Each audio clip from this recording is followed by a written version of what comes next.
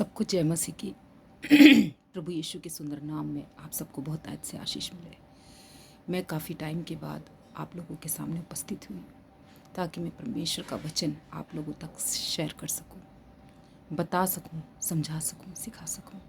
जो भी पवित्र आत्मा मुझे गाइड कर रहा है मैं आपके सामने उसको रखती हूँ। और जो भी कुछ मैंने अपने ब्रदर जी से सीखा है, दानियल राज जी से सीखा, उन सभी बातों को बिल्कुल उनकी तरह नहीं, लेकिन फिर भी वचन में से कट टू कट आपसे बात करूंगी। और हमें किस तरह से अपना मसीह जीवन जीना चाहिए, किस तरह से परमेश्वर को हमें समर्पित होना चाहिए। हम पहले संसार में रह के किस तरह से थे और इसके बाद जब हमारा उद्धार हो जाता है तो हम मसीह में किस तरह से जीवन जीना चाहिए, ये आज हम बात करेंगे। तो परमेश्वर, हमारा टॉपिक है कि परमेश्वर को पूरी तरह से समझने के बाद आपका मसीह जीवन बदलना चाहिए। ये मैंने आपसे गलत कहा कि सही कहा? जब हम पूरी तरह से परमेश्वर को अपना जीवन दे देते तो हमें अपने हिसाब से नहीं, संसार के हिसाब से नहीं, बल्कि परमेश्वर के हिसाब से चलना है। तो जिस तरह से गलातियों 4:9 में लिखा हुआ है, हम निकाल लेते हैं। गलातियों 4:9।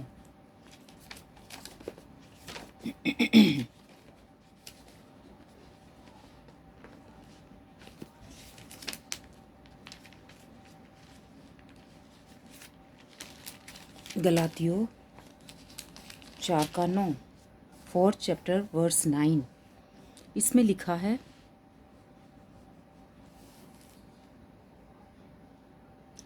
पर अब जो तुमने परमेश्वर को पहचान लिया, वरन परमेश्वर ने तुमको पहचाना, तो उन निर्बल और निकम्मी आदि शिक्षा की बातों की ओर क्यों फिरते हो, जिनके तुम दोबारा दास होना चाहते हो। मतलब जब हमने परमेश्वर में आ गए हैं, परमेश्वर के वचन को सुन रहे हैं, तो हमें अपना जीवन टोटल परमेश्वर को देना है। टोटल आत्मिक होना है, ना कि आधा सांसारिक और आधा आत्मिक। हमें पूरा का पूरा परमेश्वर के और अपने आप को रखना है। तो पर अब जो तुमने परमेश्वर को पहचान लिया है, इसमें मेन पॉइंट क्या है? गलातियों 4th chapter verse 9 में मेन पॉइंट क्या है कि हमने जब परमेश्वर को पहचान लिया है। हमने कब पहचान लिया है? जब हम उसकी शिक्षाओं के अनुसार चल रहे हैं, हमारा उद्धार हो गया है। तो मसीह जीवन शुरू होता है एक ही चीज़ के बाद। वो क्या है, मैं आपके सामने रखती हूँ। इसमें अपने परमेश्वर को जान लिया, उसके बाद एक चीज़ है जिसको कहते हैं उद्धार। हमारा उद्धार हो गया जब हमने परमेश्वर को जान लिया है। तो ये बुनियादी शिक्षाएं चल रहा है ना। उद्धार एक ऐसा विषय है जिसके बगैर आपको यीशु नहीं मिलता। ये मतलब जब हम प्रभु में आ जाते हैं तो ये एक बुनियादी शिक्षा में उसके अनुसार चल रहे हैं कि हमें, जिसके बगैर आपको यीशु नहीं मिलता, आप अलौकिक दुनिया में प्रवेश नहीं कर सकते। जिसके बगैर आपको परमेश्वर को पिता कहने का हक या परमेश्वर के बेटा बेटी होने का अधिकार नहीं मिलता। जब तक हमारा उद्धार नहीं होता है, हम परमेश्वर की बातों से अनजान हैं, तो हम परमेश्वर के राज्य में नहीं प्रवेश कर सकते। और ये अधिकार हमें तब मिलता है जब हमारा उद्धार हो जाता है, जब हम सच्चा समर्पण करते परमेश्वर के प्रति, तो वो हम उसके बेटा बेटी हो जाते हैं।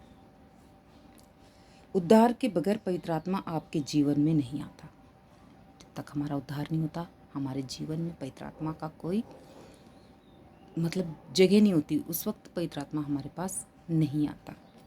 तो मसीह जीवन में पहला विषय है उद्धार, मतलब साल्वेशन। तो उद्धार का विषय टोटल है कि हमें इसके बारे में हमें जानना है कि ये उद्धार साल्वेशन है क्या, है ना। तो पहला सच्चा उद्धार मतलब पूरा समर्पण। सबसे पहला पॉइंट है सच्चा उद्धार मतलब पूरा समर्पण। और दूसरा है उद्धार से क्या क्या प्राप्त होता है। दूसरा पॉइंट क्या है? उद्धार से क्या क्या प्राप्त होता है। और तीसरा पॉइंट है, क्या हम अपना उद्धार खो सकते हैं? ये एक प्रश्न है।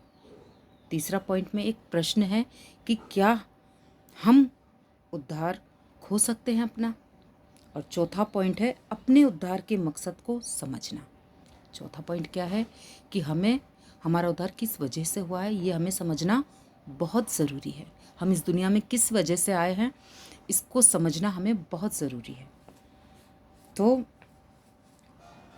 फिर है कि मसीह जीवन शैली में पहला विषय है उद्धार से शुरू होता है।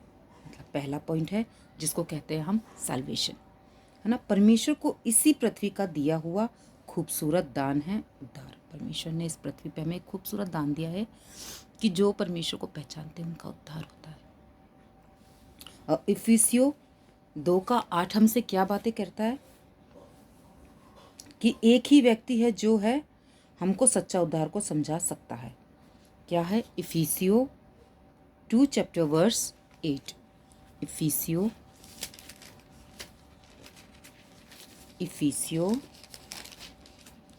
2:8 क्या लिखा है?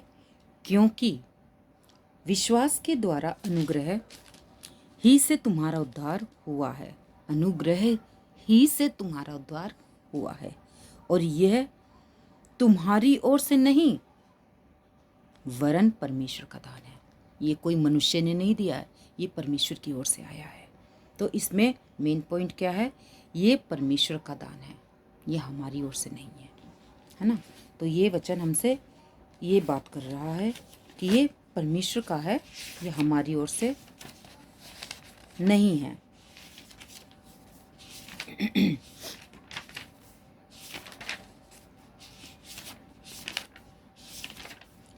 फिर है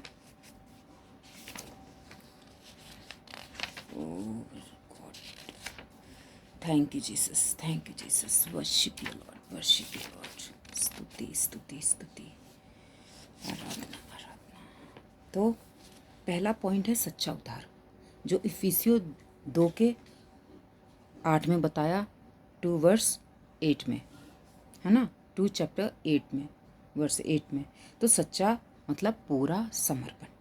एक ही व्यक्ति है जो है और जो हमको सच्चा उद्धार को समझा सकता है, वो व्यक्ति है जकरिया। अब